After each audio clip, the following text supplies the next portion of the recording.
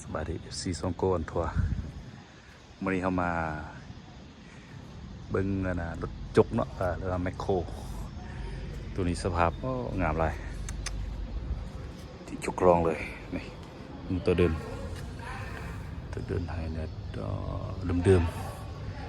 จากญี่ปุ่นเนาะสนิมมีอยู่แต่ว่าอยู่นอกเนาะมีปัญหาตัวอย่างน่าอะไรเสียงหน้าเสียงเนี่ยปุ๊บเลย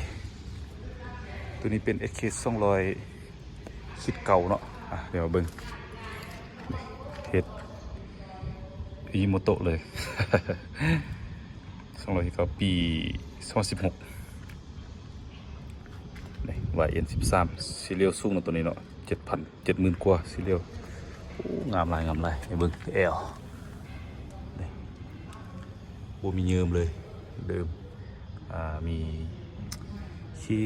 ขี้เมียงเนาะเลยขี้สนิมตามปกติก็ว่ารถญี่ปุ่นว่ารถทุนบริษัทงานเขาเจ้าเลย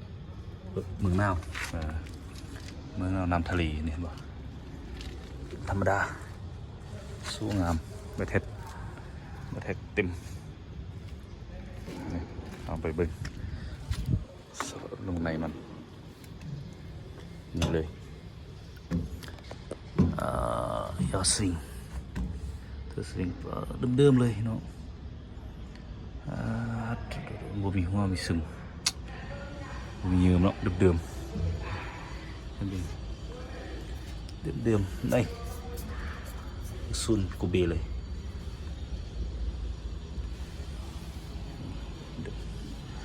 เบิ้งเครื่องจักรนี่เดิมเชียว 5E ตัวประหยัดเลยตัวนี้เดิมเอี่ยมเนาะสมรู้จิโบใหญ่มันอลังการเดิมเลยสีเอี่ยมสภาพหลวงว่าสมบูรณ์แบบไม่ไรไม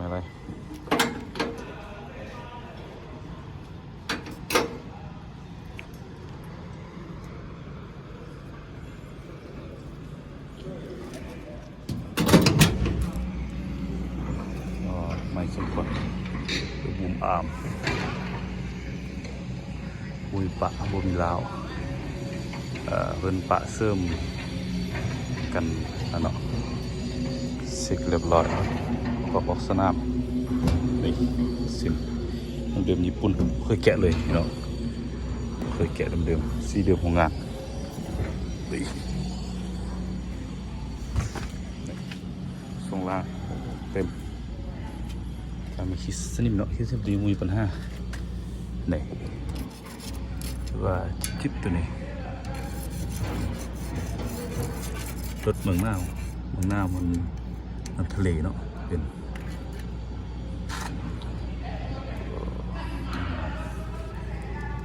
เดินเต็มมันปั๊มพี่น้องแห้งกิ๊บเลยกิ๊บบ่มีเยิมใส่เดิมเลยนี่เดิมอีกคำว่าเดิมบ่มีเดิมซ้ำนี่แล้วน้องเอลซีจะมีแต่ซูน นี่โอ้งามลายเนาะงามรถงามแบบเปลี่ยนใหม่เนาะ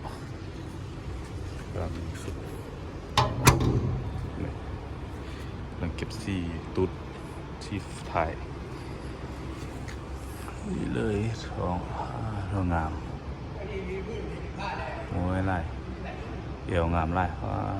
เอี่ยวเดิมเนาะอะไรเบิ่งสภาพนี่รอนำเมื่อยังงานกิ๊บคือรถสิบริษัทรถต่างประเทศเนาะเป็นอะไรรถบ้านเฮาในอายุการสำเนียงถือว่าสมควรแล้วได้แต่บ้านเรายังไม่กิ๊บซาโดยรวมคือว่าโอเคไปเบิ่ง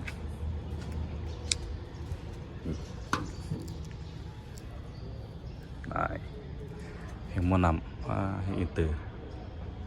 เอี่ยมอยู่เนาะพี่น้องแต่มีคิสนิมตัวนี้หน่อยนึงนี่ตัวนี้ว่าเป็นปกติของรถทางทะเลนี่ ตัวที่เราปรับคอนโทรลก็เดิมๆหมดเลยไส้บริเปลี่ยนกันของตั้งแบบมามีน่าจะเปลี่ยนหมดแล้วเนาะเยี่ยม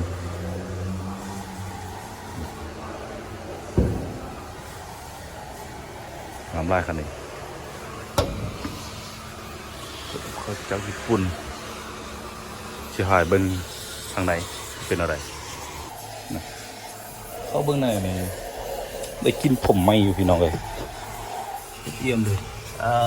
สมองอยู่ที่4,900 สมองไป5,000เนาะ5สมองยาวเลยได้เอ็ดเดิมนี่กองล่างครบโอวิโก้ขึ้นมา10เลยโอ้เลยไปคือว่าโบหิตวางคันนี้งามเลยไปเอาปอนไปเบิดเนาะไปห้องเก่ง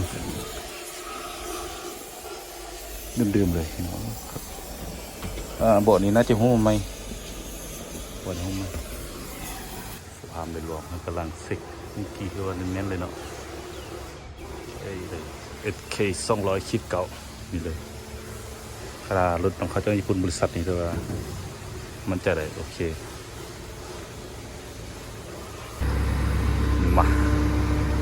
มาลองกันเลยเอาเสียงนิ่มไร